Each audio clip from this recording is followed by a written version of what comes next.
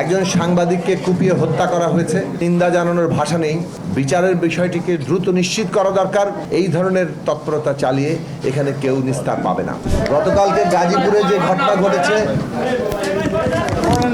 আজকের এই সভা থেকে একজন সাংবাদিককে কুপিয়ে হত্যা করা হয়েছে। আজকের এই ঘটনা থেকে আমরা এটা নিন্দা জানানোর ভাষা নেই। এই যে এইভাবে যে কেউ মানুষকে হত্যা করতে তার যে অধ্যত্ত, তাদের যে সাহস, তাদের যে এই বাস্তবতাটা তৈরি হয়েছে, আজকে দেশের আইন শৃঙ্খলা পরিস্থিতি কতটা উদ্বেগজনক এই ঘটনার মধ্যে দিয়ে তা প্রমাণিত হয়।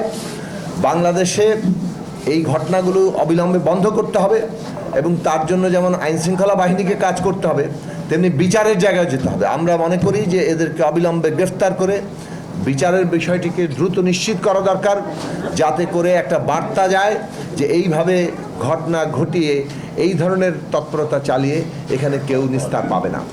সুতরাং আমাদেরকে এই ঘটনাকে কোনোভাবেই হালকাভাবে নেওয়ার কিছু নেই। একটা ভয়ঙ্কর চিত্র আমাদের সামনে গতকাল হাজির হয়েছে এবং আমরা গভীরভাবে উদ্বিগ্ন।